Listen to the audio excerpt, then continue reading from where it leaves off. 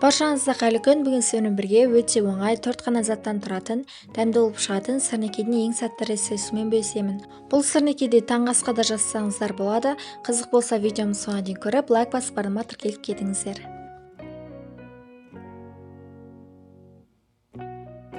Ең алдымен бізге сүзбе, яғни творог керек болады. Сүзбеміздің үстіне бір жұмыртқа және құмшекер қосып блендермен езіп аламыз.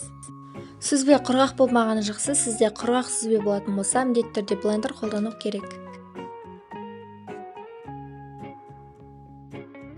Менде сүзбе жұмсақ, дымқыл болғандықтан блендер қолданбадым.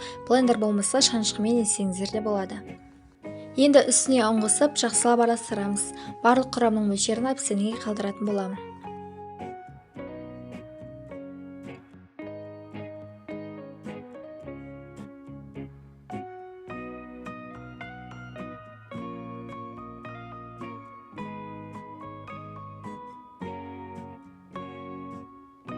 Қамыр осындай қою болу керек. Енді қамырды пішінге келтіреміз. Қамыр қолымызға жабыспау үшін тақтайға немесе үстелдің үстіне ұн сеуіп, қолымызда ұндап аламыз. Қамырды алып видеодағыдай домалақ пішінге келтіреміз.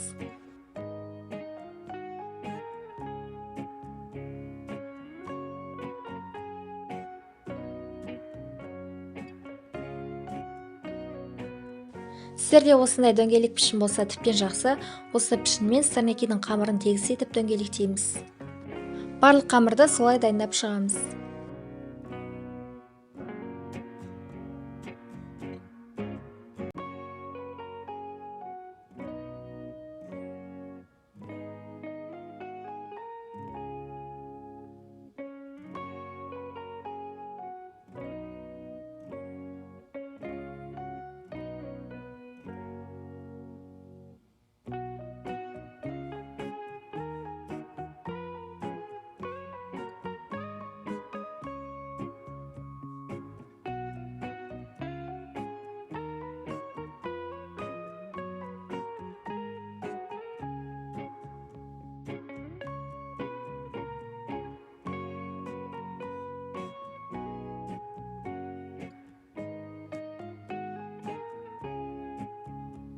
Қызып тұрған табада сары майды осылай ерітеміз, сонда сырнекей одан сайын дәмді болады.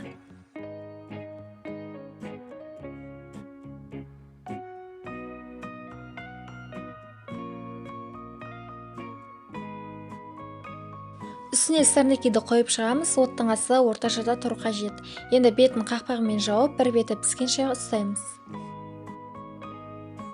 Кейіннен екінші бетіне аударып, тағы да бетін жауып пісіреміз.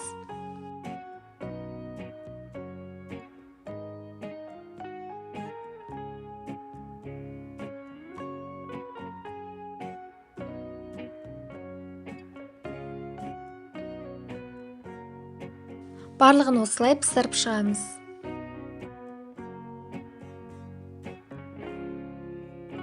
Осымен сырнекей дайын. Қалауыңызша өздеріңіз сәндеп ұсына берсеңіздер болады. Өте дәмді болып шықты. Таңғы асқа міндетті түрде жасап көріңіздер, ұнайтынына сенімдімін. Видеомды лайк басып барыма тіркеліп кетіңіздер. Сіздермен болған Нұрсұлу. Видеомды соңына дейін қарағандарыңызға рахмет.